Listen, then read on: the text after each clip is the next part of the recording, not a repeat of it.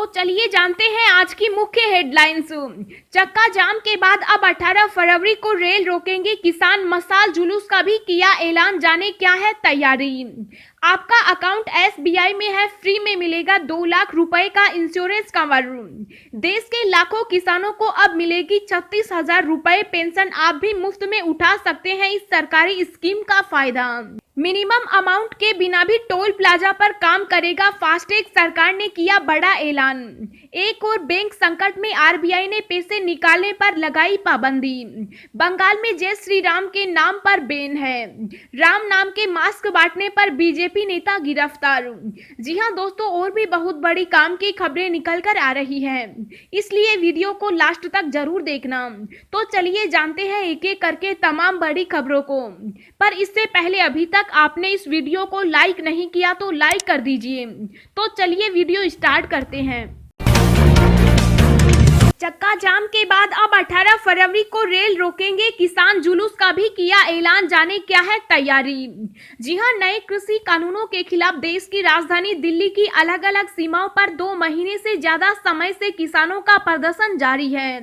सरकार और किसान नेताओं की कई दौर की बैठक के बाद भी इसका निदान नहीं निकल सका। किसान इन कानूनों को निरस्त करवाने की अपनी मांग पर अड़े हैं, वहीं सरकार इसमें संशोधन से अधिक कुछ नहीं करना चाह रही। इस बीच चक्का जाम के बाद अब किसानों ने रेल रोकने का प्लान बनाया है। आंदोलनकारी किसानों ने ऐलान किया है कि 18 फरवरी को देश भर में रेल रोकेंगे। प्रदर्शनकारी किसान यूनियनों ने 18 फरवरी को 4 घंटे के राष्ट्रव्यापी रेल रोको अभियान की घोषणा की। संयुक्त किसान मोर्चा ने एक बयान में यह भी घोषणा की कि राजस्थान में आज से टोल संग्रह नहीं करने दिया जाएगा। बयान में कहा गया है कि पूरे देश में 18 फरवरी को दोपहर 12 बजे से शाम 4 बजे तक रेल रोको अभियान चलाया जाएगा। संयुक्त किसान मोर्चा के नेता डॉक्टर दर्शन पाल ने बताया कि किसानों द्वारा 12 फरवरी यानी आज से राजस्थान के सभी रोड के टोल प्लाजा को टोल फ्री कर दिया जाएगा। 14 फरवरी को देश भर में कैंडल मोर्चा, मशाल जुलूस और अन्य कार्यक्रम आयोजित किए जाएंगे। वहीं 16 फरवरी को किसान सर छोटूराम की जयंती पर देश भर में एकजुटता दिखाएंगे। एलएसी पर भारत चीन के बीच हुआ समझौता, राजनाथ सिंह बोले पेंगोंग लेक से पीछे हटेगी सेनाएं। जी हां, देश के रक्षा मंत्री राजनाथ सिंह ने संसद में चीन के साथ जारी सीमा विवाद पर बयान दिया। उन्होंने कहा कि भारत अपनी 1 इंच जमीन भी किसी को लेने नहीं देगा और इसी दृढ़ संकल्प का ही नतीजा है कि हम पूर्वी लद्दाख में चीन के साथ सीमा पर जारी गतिरोध के मद्देनजर समझौते की स्थिति पर पहुंचे। राज्यसभा में राजनाथ सिंह ने कहा कि भारत ने चीन को हमेशा यह कहा है कि द्विपक्षीय संबंध दोनों पक्षों के प्रयास से ही विकसित हो सकते हैं और सीमा के प्रश्न को भी बातचीत के जरिए हल किया जा सकता है। मिनिमम अमाउंट के बिना भी टोल प्लाजा पर काम करेगा फास्टैग, सरकार ने किया बड़ा ऐलान। जी हां, फास्टैग के जरिए से टोल प्लाजा पर भुगतान 15 फरवरी 2021 से अनिवार्य हो जाएगा। National highways authority of India ने फास्टैग खाते में अनिवार्य थ्रेशोल्ड अमाउंट को हटाने का फैसला किया। यह यूजर्स के लिए पैसेंजर सेगमेंट व्हीकल्स के लिए सिक्योरिटी डिपॉजिट के अतिरिक्त भुगतान करना आवश्यक था, अब इसकी जरूरत नहीं है। इसकी घोषणा करते हुए एनएचएआई ने कहा कि इस कदम का उद्देश्य तेजी से फास्टैग की पहुंच को बढ़ाना है, जिससे बिना किसी रुकावट के यातायात सुनिश्चित हो सके और टोल प्लाजा पर होने वाली देरी में कमी आए। बता दें कि फास्टैग के माध्यम से टोल प्लाजा पर भुगतान 15 फरवरी 2021 से अनिवार्य हो जाएगा। कोई समस्या हो बेझिझक करें मुझे कॉल, सीएम योगी ने जारी किया नंबर। जी हां, उत्तर प्रदेश के मुख्यमंत्री योगी आदित्यनाथ ने कहा कि प्रदेश के किसी भी नागरिक को कोई समस्या हो तो वह बेझिझक मुख्यमंत्री हेल्पलाइन नंबर 1076 पर संपर्क कर सकता है। योगी ने कहा कि मुख्यमंत्री हेल्पलाइन पर आने वाली शिकायतों के आधार पर फील्ड क्षेत्रों में तैनात अधिकारियों के प्रदर्शन का आकलन होगा। उन्होंने कहा कि तहसील तहसीलदार हो या थानाध्यक्ष, अगर जनता इनके कार्यों से संतुष्ट नहीं है तो इनके खिलाफ कार्रवाई सुनिश्चित होगी। एक सरकारी प्रवक्ता ने बताया कि लोक भवन में उच्च स्तरीय बैठक को संबोधित करते हुए मुख्यमंत्री ने सीएम हेल्पलाइन नंबर 1076 के आधिकारिक प्रयोग के लिए जनता को जागरूक करने के निर्देश दिए। मुख्यमंत्री ने कहा कि थाना एवं तहसील स्तर पर जिस भी व्यक्ति की समस्या का निस्तारण नहीं हो सकता तो वह व्यक्ति अपनी समस्या को लेकर मुख्यमंत्री हेल्पलाइन नंबर 1076 पर कभी भी संपर्क कर सकता है। हेल्पलाइन पर मिली ऐसी शिकायतों का तत्परता से निराकरण किया जाएगा। देश के 4 राज्यों में नहीं मिला कोरोना का एक भी नया मामला। जी हां, कोरोना वायरस को लेकर अब धीरे धीरे स्थिति ऐसी भी आने लगी है कि कुछ हिस्सों में एक भी नया मामला सामने नहीं आ रहा। आज देश के 4 राज्यों में कोरोना का नया संक्रमित मरीज नहीं मिला, जबकि 19 राज्यों में बीते मंगलवार को एक भी मरीज की संक्रमण के चलते मौत नहीं हुई। देश में अब 1.41 लाख सक्रिय मरीज ही बचे हैं, जिनमें से 1 लाख मरीज अपने घरों में होम आइसोलेशन में हैं। केंद्रीय स्वास्थ्य मंत्रालय ने बताया कि पिछले एक दिन में देश में 41,067 संक्रमित मरीज मिले हैं, वहीं 13,087 को डिस्चार्ज किया गया। इस बीच 94 लोगों की संक्रमण के चलते मौत हुई। इसी के साथ ही देश में कुल संक्रमितों की संख्या बढ़कर 1,08,58,371 हो चुकी, जिनमें से अब तक 1,05,61,608 मरीज स्वस्थ हो चुके और 1,55,252 मरीजों की मौत हो चुकी। दोस्तों, अगली खबर जानने से पहले आपसे एक रिक्वेस्ट है कि इस वीडियो को बनाने में मुझे बहुत ज्यादा मेहनत लगती है, तो इस मेहनत के लिए वीडियो को एक छोटा सा लाइक जरूर करें। आपका अकाउंट SBI में है, फ्री में मिलेगा 2 लाख रुपए का इंश्योरेंस कवर।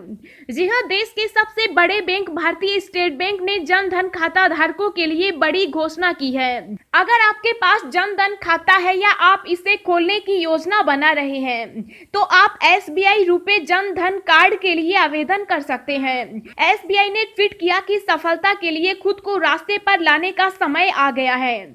SBI रुपए जन धन कार्ड के लिए आवेदन करें। यूजर्स 2 लाख रुपए का एक्सीडेंटल इंश्योरेंस कवर प्राप्त कर सकते हैं।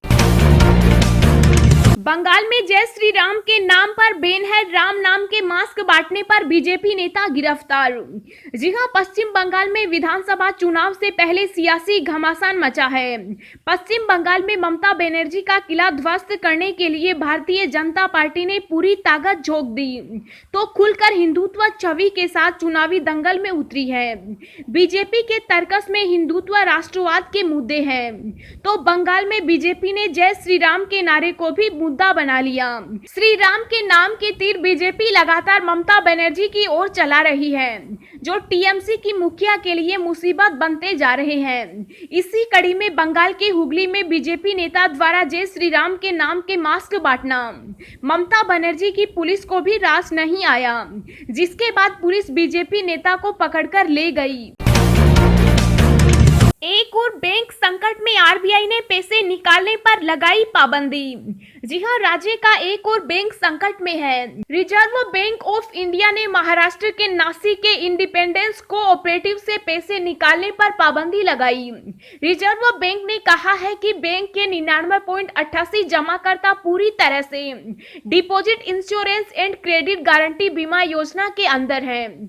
6 महीने के लिए इंडिपेंडेंस कोऑपरेटिव से पैसे निकालने पर पाबंदी लगाई गई। आरबीआई ने कहा कि बैंक की आर्थिक परिस्थिति को देखते हुए जमाकर्ता को किसी भी खाते से पैसे निकालने की इजाजत नहीं होगी। इसके साथ ही बैंक के ऑफिस टाइम खत्म होने के बाद कुछ और निर्बंध लगाए गए हैं। निर्बंध खत्म होने के बाद बैंक अपना बैंकिंग कार्य पहले की तरह शुरू कर सकता है। आर्थिक स्थिति सुधरने तक यह निर्बंध रह सकता है। किसान आंदोलन से जुड़े 500 ट्विटर अकाउंट सस्पेंड, 1178 अकाउंट बंद करने के दिए थे आदेश। जी हां, किसान आंदोलन के बीच भारत सरकार और ट्विटर के बीच एक विवाद छिड़ गया है जो शांत होता नजर नहीं आ रहा। ट्विटर ने भारत सरकार के निर्देश के तहत कुछ अकाउंट पर रोक तो लगाई है, लेकिन आईटी मिनिस्ट्री ने स्पष्ट तौर पर 2057 ट्विटर हैंडल को हटाने की बात कही है। गौरतलब है कि किसान आंदोलन के बीच उपद्रव की साजिश प्रकरण में आखिर भारत सरकार की सख्ती के बाद ट्विटर ने 500 अकाउंट सस्पेंड कर दिए हैं। सोशल मीडिया पर ट्विटर ने इसकी जानकारी दी। अब हम आपको अगले 24 घंटों के संभावित मौसम पूर्वानुमान के बारे में बता रहे हैं। अगले 24 घंटों के दौरान पंजाब, हरियाणा और दिल्ली के कुछ भागों में मध्यम से घना कोहरा सुबह के समय देखने को मिल सकता है। कोहरा लंबे समय तक नहीं रहेगा। उत्तर प्रदेश के भी मध्य तथा पूर्वी शहरों में कुछ समय के लिए मध्यम से घना कोहरा छाया रह सकता है। उत्तर भारत में अब हवाएं फिर से ठंडी चलेंगी, जिससे पंजाब, हरियाणा, दिल्ली और उत्तरी राजस्थान के अधिकांश शहरों में न्यूनतम तापमान में 1 से 2 डिग्री सेल्सियस की गिरावट आ सकती है। देश के लाखों किसानों को अब मिलेगी 36,000 रुपए पेंशन। आप भी मुफ्त में उठा सकते हैं इस सरकारी स्कीम का फायदा। जी हां, देश के 21,19,316 किसानों ने अपना बुढ़ापा सुरक्षित करवा लिया है। इतने अन्नदाताओं ने पीएम किसान योजना में अपना रजिस्ट्रेशन करवा लिया है। केंद्रीय कृषि मंत्रालय के अधिकारियों के मुताबिक पीएम किसान योजना के लाभार्थियों के लिए इस पेंशन का लाभ लेना और आसान है, क्योंकि उनके लिए यह फ्री के समान है। ऐसे किसानों की जेब से इस स्कीम का प्रीमियम नहीं कटेगा, बल्कि सरकार जो सालाना 6,000 रुपए दे रही है उसमें से ऑटोमेटिक पैसा कट जाएगा। बस इसके लिए किसान को विकल्प चुनना पड़ेगा। इस योजना की शुरुआत प्रधानमंत्री नरेंद्र मोदी ने 12 सितंबर 2019 को झारखंड से की थी, लेकिन इसके तहत 9 अगस्त को ही रजिस्ट्रेशन शुरू हो गया था। इसका नाम प्रधानमंत्री किसान मानधन योजना है, जो किसानों को समर्पित सबसे बड़ी पेंशन स्कीम है। इसमें शामिल लोगों को 60 साल की उम्र पूरी करने पर 3,000 रुपए महीने पेंशन मिलेगी।